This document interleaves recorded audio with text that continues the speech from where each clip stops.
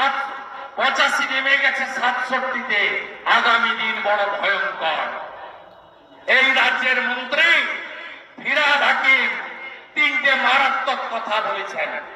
এক, দাওয়াতে ইসলাম আহ্বান করেছেন সবাইকে তার ধর্ম গ্রহণ করার জন্য।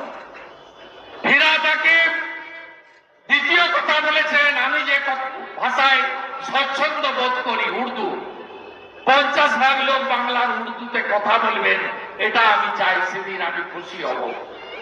ফিরহাদ হাকিম বলেছেন ভারতে 17, বাংলায় 33। আমরা জনসংখ্যা বাড়িয়ে মেজরিটিতে হব। মেজরিটি হলে কান্তি গাঙ্গুলিদের সেকুলারিজম শব্দ থাকবে না, বাবা সাহেব আম্বেদকরের সংবিধান থাকবে না, সারিয়া কানুন হবে, মুসলিম পার্সোনাল ল বোর্ডের আওতায় আপনারা আসবেন। ভাবুন, জাগুন, এত ভয় পেয়ে শিখিয়ে থাকবেন না।